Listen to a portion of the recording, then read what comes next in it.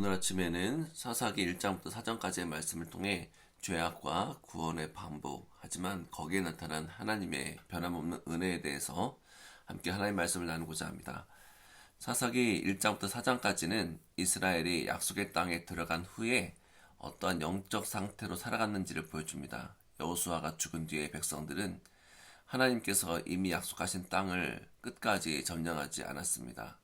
가나안 족속을 몰아내라는 명령은 단순한 영토의 확장의 문제가 아니라 하나님의 백성이 하나님만 의지하며 살아가는 삶을 지키기 위한 명령이었습니다.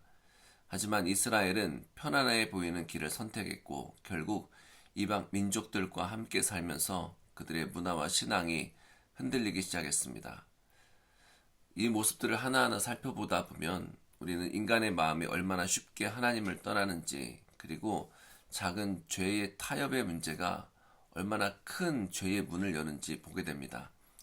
이스라엘이 가나안 사람들과 섞여 살게 되자 곧 하나님의 명령을 저버리고 이방 신들을 섬기기 시작했습니다.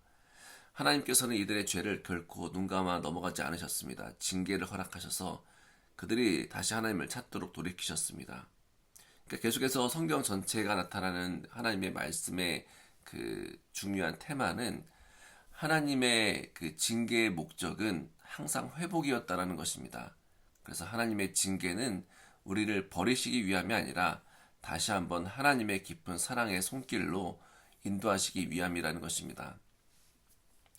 이러한 영적 흐름 속에서 하나님께서 사사를 세우십니다. 첫 번째 사사인 온니엘이 일어났을 때 하나님은 그를 사용해 이스라엘을 구원하셨고 장장 40년 동안 평화를 주셨습니다. 하지만 계속 반복되는 우리의 삶과 같이 온니엘이 죽자 이스라엘은 다시 죄에 빠집니다. 그러면서 지도자가 사라지자 말씀의 중심도 사라지고 감사도 사라졌고 다시 옛길로 가기 시작합니다. 하나님께서 또 다른 사사 에훗을 일으킵니다. 모압왕 에글론의 압제 아래 고통받던 백성을 위해 하나님께서 왼손잡이 에훗을 일으키셔서 하나님의 도구가 얼마나 자기 약함이 됐던 하나님의 도구가 얼마나 놀라운 체험을 하게 되는 그런 귀한 체험을 보여주시게 됩니다. 그리고 하나님은 그를 통해 이스라엘을 자유케 하셨습니다. 하나님께서는 이처럼 늘 예기치 않은 사람, 어떻게 보면 사람들 사이에서 약자인 사람, 약한 사람, 작은 사람을 사용하신다는 것입니다. 그때 중요한 것은 우리 개개인의 능력보다 하나님을 향한 순종이었고 우리 개개인의 힘보다도 하나님의 손에 붙들리는 마음이라는 것입니다. 그리고 또 시간이 흘러 이스라엘은 다시 죄로 돌아가고 하나님께서는 다시 드보라와 바락을 일으키십니다. 가나안 왕 야빈과 그의 장군 시스라는 철병거 900대를 가지고 있던 아주 강력한 군대였습니다. 상식적으로는 이길 수 없는 전쟁이었습니다. 그러나 하나님께서는 드보라에게 말씀하셨고 그 말씀을 붙든 바락을 움직이셨을 때에 하나님은 하늘에서 비를 내리시고 시스라의 철병거들이 움직이지 못하게 하셨습니다. 이 모든 사사의 사건들을 통해서 계속해서 한 가지의 사건을 우리가 사실을 보여주고 있는데, 그것은 이스라엘은 계속 반복해서 죄로 돌아가지만 하나님께서는 계속 그들을 구원하셨다는 것입니다. 백성들은 하나님을 잊어도 하나님은 백성들을 잊지 않으셨다는 것입니다. 백성들은 하나님을 떠났지만 하나님은 백성들을 향한 언약을 떠나지 않으셨다는 것입니다. 사사기의 비극은 사람의 연약함이 아니라 계속해서 사람의 반복된 죄가 아니라 모든 것을 덮고도 남는 하나님의 은혜가 얼마나 큰지 깊은지 우리에게 보여주고 있습니다. 하나님은 이스라엘이 완전해서 붙드신 것이 아니라 은혜로 붙드셨고 언약 때문에 놓지 않으셨다는 것입니다. 그래서 하나님은 참된 사사, 영원한 우리의 구원자 되신 예수 그리스도를 이 땅에 보내셨습니다. 예수님은 인간 지도자의 한계를 넘어서 죄의 반복을 끊을 수 있는 새로운 언약의 사사, 완전한 구원자로 오신 것입니다. 사사들은 한 시대마다 잠시 구원을 가져왔다면 예수님께서는 한 번의 완전한 구원, 다시는 반복되지 않는 영원한 구원을 이루셨습니다. 사사들은 백성이 부르짖을 때마다 나타났습니다. 그러나 예수님은 우리가 부르짖기도 전에 십자가에서 우리를 위해 죽으셨습니다. 사사들은 하나님이 보내신 한 시대의 도구였지만 예수님은 하나님 자신이 인간의 몸을 입고 오셔서 이루신 구원이셨습니다. 사사들이 했던 모든 구원은 예수님을 향해 가는 그림자였습니다. 온니엘이 준 평화는 40년이었고 에웃이 준 구원은 한 세대였으며 드보라와 바락이 이끈 시대는 딱 그 시대뿐이었지만 예수님 주신 구원은 영원한 평강, 영원한 생명, 영원한 승리였습니다.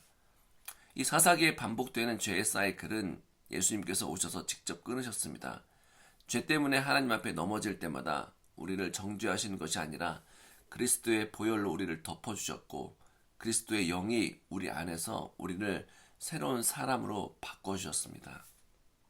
그래 우리의 삶의 패턴이 이렇게 바뀌어집니다.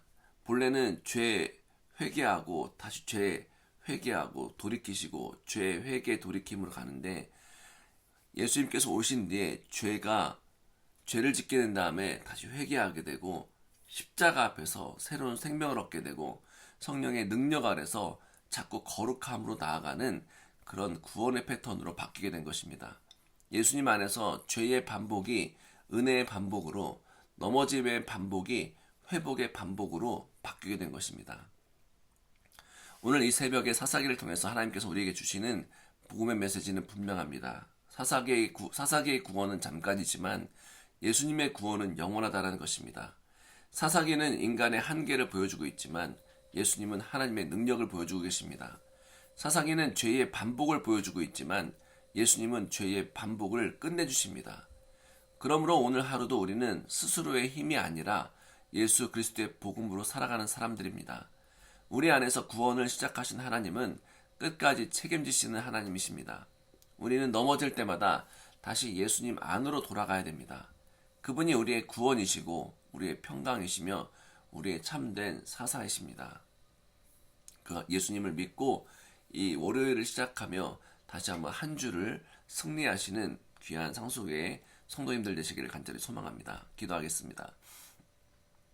주님, 사사기를 통해 인간의 연약함을 보게 하시고 예수 그리스도의 복음 안에서 완전한 구원을 보게 하시니 감사드립니다.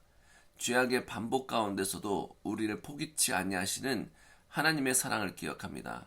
예수님께서 참된 사사로 오셔서 죄의 고리를 끊으시고 우리에게 영원한 평강을 주셨음을 믿습니다. 오늘 이 새벽에 우리의 생각과 마음과 시선을 예수님께 고정하게 인도하여 주옵소서.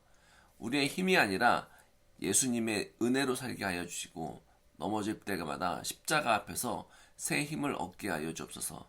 우리 안에 성령을 충만하게 부어줘서 죄의 반복을 끊고 복음으로 걷는 하루하루 되게 하여 주옵소서.